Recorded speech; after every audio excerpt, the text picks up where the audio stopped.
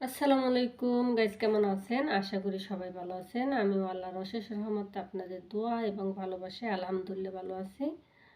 তা প্রতিদিনের মতোই এখন তো রোজা রমজানের দিন, ভিডিও ছাড়ানো যায় না। তারপরে আরবিদের বাসায় যারা কাজ করে তারা অবশ্যই জানে, হ্যাঁ রোজার মাসে খুবই কাজের জন্য কোনো ভিডিও ছাড়তেও পারি না। বিশেষ করে আমার মালিক জানে না দেখেও আরও ভিডিও করতে পারি না, নাইলে ফাঁকে ফাঁকে করা যায়, কিন্তু চেকে পড়ি যে এজন্য করতে পারি না। যাই হোক, সবাই একটু তারপর একটু সাপোর্ট করবেন, সবাই বেশি বেশি করে একটু ভালোবাসা দেবেন।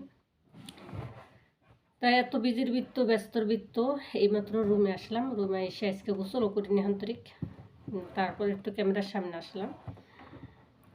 আজকে রোজার কয়টা গেল, 27টা রোজা গেছে আমাদের। না কি, সরি, 26টা না জানি 27টা রোজা গেছে, এরকমেরই। আর বলতে হবে না ঠিক মতো, কাজের চাপে 16টা না 17টা, সরি 16-17টা রোজা গেছে। যাই হোক, আমি কিন্তু কথার ভিতরে অঙ্ক করে হালাইছি ওই রোজা।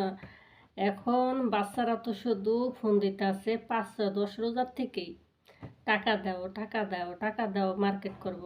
বিশেষ করে আমার ছেলে ঢাকা গেছে বেড়াইতে, আমার মার সাথে আমার বোনের বাসায় গেছে। এখন শুধু টাকা দাও, সে মার্কেট করে আনবে ঢাকার থেকে। তাই এই জায়গার থেকে যে আমি টাকা দিতে পারতেছি না সেটা কেউ বোঝে না। কারণ তারপরে বিকাশ আলারের কাছে পাঠাইছি, ড্রাইভার রাতে টাকা পাঠাইছি। পাঠালে কি টাকা কিন্তু আনতে, টাকা ওই যে লোকটা তো আগে ছাড়াইতাম, ওই লোকটা আবার দেশে গেছে, এখন আবার আসছে একজন নতুন, সে দেশে টাকা টাকা দিয়েছে 3-4 দিন ধরে, কিন্তু টাকা আর পাঠায় না। ওদিক দিয়ে তো ঢাকার থেকে শুধু ফোন আর ফোন, ছেলে যে টাকা দাও টাকা দাও, হ্যাঁ আবার দেশে যাবে গিয়া। যাই হোক, টাকা কালকে পাঠাই দিছে। পাঠাই দিয়ে হ্যাঁ আজকে আজকে টাকা উঠেছে, উড়াইয়া মার্কেট মার্কেট সব করে লাইছে। আমি ফোন দিছি, দিয়ে কই টাকা কি মোবাইলে গেছে, কয় টাকা উড়ে মার্কেটও করছি। তা আমি উত্তরটা দিলাম কি, যে এতদিন টাকা যায় নাই, টাকা দেয়নি, টাকা আয় কা টাকা আয় কা, টাকা দেও না কা। এখন যে মার্কেট টাকা গেছে পর মার্কেটটা করলে আমার তো একটু জানাইলি না। এখন কয় কি মোবাইলে চার্জ নাই। ওই যাই হোক, এরকমেরই। তাই টাকা কিন্তু বাংলাদেশে সবারই মার্কেট করতে দিয়েছি হালকা পাতলা, কারণ আমার যেরকমের সামর্থ্য ওই ভিত্তিতে তো দিতে হয়। সবাই তো একজনের আশায় থাকে যে তখন আমি ফ্যামিলির বড়, হয়তো আমি ওই রকমের দিতে পারিনি। তো আর কি, যেতটুকু আমার পক্ষে সম্ভব, 2-1 টাকার যাই হোক, টাকা অঙ্কটা আমি বললাম না, ওই রকমের করতে করতে আমার কিন্তু গেছে গো অনেক। কিন্তু আমি কিন্তু কেউ ঠিক মতো দিতে পারিনি, কারণ আজকালকার দিনে যেই সব জিনিসপত্রের দাম, সেই হিসাবে আমি কাউকে কিছু দিতে পারিনি। তো 1 বান্ডের জিনিস যদি 7 বান্ডে যায়, অল্প অল্প করে যাইলেও কিন্তু অনেকটা যায়, যার যায় সে বুঝে। আর যেগো দেয় হেগো কিন্তু গালো উড়ে না। তাই যাই হোক, তারপর আমার বাংলাদেশে কত টাকা গেল গা, 30-35 হাজার টাকা গেছে গা।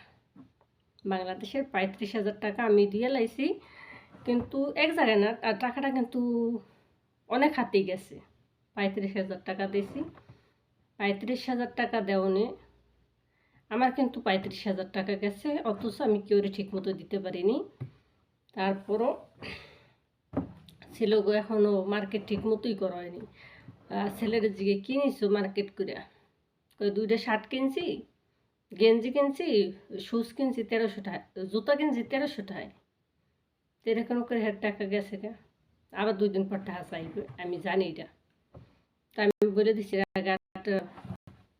ঈদের আগে তো দূরের কথা, ঈদের পর আর টাকা দেব না, ওইটা তার হবে না। আর আমি কিনেছি ঈদের জন্য আমরা কিনেছি, আমরা প্রবাসী ভাইরা বোনরা সবাই এক। আমরা কিন্তু দেশে যথেষ্ট পরিমাণ চেষ্টা করি কি দিব, আর কি আমাকে সম্ভব যেটুকু পরিমাণ, আমরা খুব চেষ্টার বিনিময়ে কিন্তু যেটুকু দেই, অতটুকু খুব কষ্টের বিনিময়ে দিতে হয়। হয়তো সবাই তো আর এক রকমের না, অনেকের আছে ইনকাম ভালো আছে, তাদের কথা নাই বলি। কিন্তু আমাদের মতো যারা মেয়ের আছে, তারপর অনেক বাইরেই আছে, কম টাকা দেখা যায় আমাদের থেকেও স্যালারি কম পায়, এরকমও আছে। সবাই তো আর ভালো পোস্টে নাই। অথচ দিন শেষে আমরা প্রবাসীরা দিন শেষে কিন্তু কিছুই নেই না, কিছু না। তো এরকমেরই। আর দেশের মানুষ কিন্তু সেটা আমাদের বুঝে না, আমাদের অবহেলাই করে।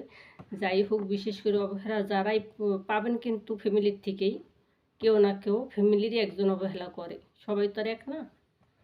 এই আর কি, আর কি বলবো, বললে তো অনেক কথা আছে, আর না বললে কিছুই নেই।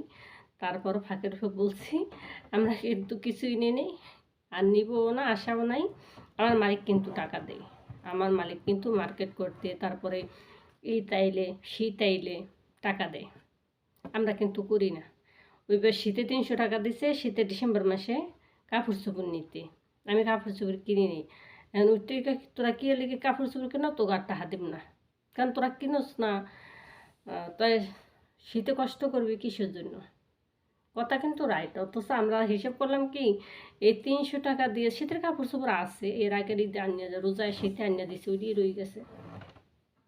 আর বিশেষ করে আমি তো ঘরের ভিতরে কাজ করি, আমার ওইরকম ঠান্ডা লাগে না, সারাদিনই দূরে দূরে কাজ করতে হয়। দূরে দূরে কাজ করলে মানুষের এমনি শরীর গরম থাকে। তো এরকমেরই ওই টাকা মিলিয়েছিল কিন্তু দেশেই পাঠাইছি। চিন্তা করি যে 300 টাকার কিছু কিনবো, 300 টাকায় বাংলাদেশের 9,000 টাকা, এই হিসেব করে কিছু কিনি নেই। এরকম আমার হাজারো বোন আছে, হাজারো ভাই আছে, কিছু খায় না, এই বাড়ির চিন্তা করে। যাই হোক, আমার ভিডিওটা কেমন হয়েছে অবশ্যই জানাবেন। সবাই ভালো থাকবেন, আল্লাহ হাফেজ। বেশি বেশি করে একটু সাপোর্ট করবেন। আসসালামু আলাইকুম সবাইকে, মার সালামা।